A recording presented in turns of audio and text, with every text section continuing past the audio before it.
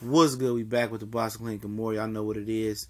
TBC and more. Your boy CJ Goodfella back doing this boxing thing on Friday. And, it's been brought to my attention that Danny Garcia leapfrogged Shawn Porter in the welterweight WBC rankings. And Danny Garcia is now #1 over Shawn Porter. And we know Shawn Porter wants to fight Danny Garcia. He don't care about getting a Keith Thurman fight right now. He know that ain't going to happen. He want to fight Danny Garcia to see who's going to be the #1 ranked guy. Who's going to be that guy. And then he wants to go ahead and fight Keith Thurman. He wants to do it the right way. And I'm pretty sure now with Danny Garcia being ranked #1, which he probably did some cash out to the WBC, put some extra cash in their back pocket, okay? And now he got the leapfrog Shawn Porter. Now Shawn Porter is the one that got to wait for the Keith Thurman fight. And I know Shawn Porter probably irate right now. And I don't blame him. But at the end of the day, you can't be pissed when the WBC, like for International Boxing Channel, the brother told me, they don't have no real rules. You can pay to be ranked in the WBC, and they'll rank you as long as you're able to pay 4 or make the 4 of the 5 committee members, whatever the majority of the committee members are. So they know how the WBC how it moves, but this what it is right here, man. You got Keith Thurman, the champion, Danny Garcia #1, and beating Brandon Rios don't make you #1. Do it, and then Shawn Porter #2. I know Sean and Kenny is over there in tears, and like I said, you should have just went on and fought Earl Spence to begin with, and then you'd have put yourself in a position where you was a champion. In the unification bout, you would have got it with Keith Thurman, just like that. But you want to sit around and sleep all day, and don't nothing come to a sleeper but a dream, and you slept, and you dreamed about Keith Thurman, dreaming that you would be next, and now you're in a position where you need Danny Garcia just to get to Keith Thurman, or you need to wait, till Keith Thurman fights May 19th, then fights Danny Garcia later in the year. That's if he fights twice without an injury, and then wait to 2019 and get your fight, hopefully, and hoping for your hope, because I don't hopefully for shit for you, excuse me. Hoping, that Earl Spence fight don't leapfrog your fight with Shawn Porter, because with Keith Thurman, because if Keith loses to Earl Spence, I'm pretty sure Shawn ain't gonna want that Earl Spence fight. He's just gonna probably move up. So all this, sitting back and just saying we want Keith and we the #1 contender and we pay $200,000 for the WBC to rank us here, and Keith, Keith gonna have to fight us. Keith don't have to fight shit at least for another calendar year. That's if he fights more than one time this year. He gonna make a comeback fight May 19th. Hopefully he get healthy, and hopefully that fight finalizes and get an opponent. Then at the end of the year, November, December-ish, he gonna fight Danny Garcia. And then next year you possibly could be next for Shawn Porter. So Shawn Porter has been on record, and his dad Kenny's been on record saying we'll wait around for Keith. We ain't gonna fight, we'll wait. So you're gonna wait, you're gonna miss a whole year of money.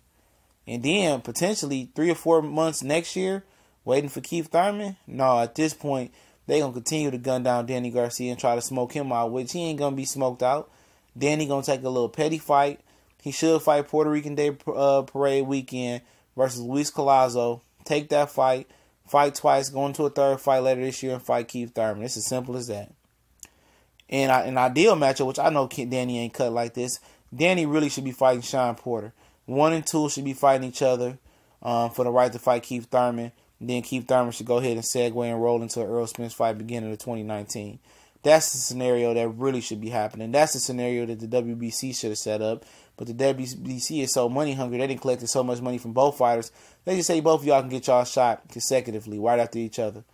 And that's what they're saying now. And now it seems like Danny Garcia then, sent the envelope of cash to those committee members and to the WBC. A little bit more cash than Shawn Porter. We know Danny Garcia pockets is deeper than Shawn Porter pockets at this point in their careers. When you talk about career earning and popularity, it's deeper. So he can outbid and outpay WBC for Shawn Porter. So Shawn Porter is chasing that Keith Thurman dream while he's sleeping, and it ain't nothing but a dream right now. It became reality that Danny Garcia seems to get that crack at Keith Thurman first. And how they just finesse those rankings like that in front of everybody, that just shows you how corrupt these sanctioning belt bodies really are. It's all about the power of the dollar. It's all about the power of the dollar. And it's a shame, because Shawn thought he was #1, thought he was lining up for Keith, and Shawn, before he got leapfrogged by Danny Garcia, he wanted to fight Danny Garcia, to fight the right to fight Keith Thurman and do it the correct way, the way the WBC should have ordered. He wanted to.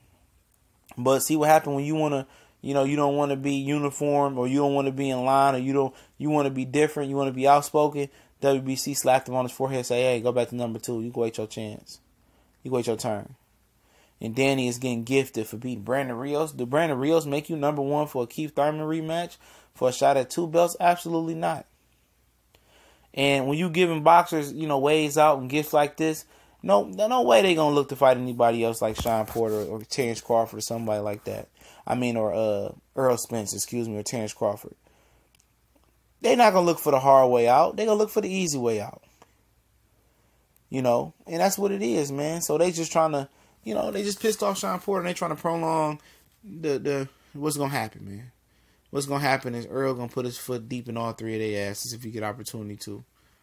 And Danny Garcia got gifted with a decision in and out the ring this time. He got gifted with a WBC title shot later this year, possibly, unless Shawn Porter can come up with more money to leapfrog him this time. It's a numbers game. It's a money game. It's a cha-ching thing. And I don't know why Danny Garcia is so eager to hop back in with Keith Thurman. Thurman's going to move and box and do the same thing he did in the first fight. Like he said, I had one arm in the first fight and still beat this guy. Same thing for Shawn Porter. I think Thurman is just going to, be better than he was in the first fight. I don't see Shawn Porter getting that much better, especially his last few performances. I don't see it. You would think these guys going to fight a guy like Earl Spence who's going to come downhill. You ain't got to chase around. They're going to give you what you're looking for. Shawn said, oh, you ran. Then he said, you ran. Well, you got Earl Spence right here with a championship belt who ain't going to run. Okay? And then you got people saying, well, you got to learn the IBF rules. At the end of the day, money talks, bullshit walks. You can pay to be ranked right now IBF, or they can grant them an exception to fight for that belt. The IBF wouldn't have any issue with Shawn Porter representing them or Danny representing them. The issue is that to get that belt, they got to go through hell, and they're not willing to get their ass whooped. They're willing to fight the runner again, but they're not willing to fight the guy that's gonna come in their wheelhouse and fuck up some comments and fuck up some everything. Earl come fuck up everything. I'm guarantee if those guys get those 2 belts, they're gonna continue to duck and dodge Earl Spence.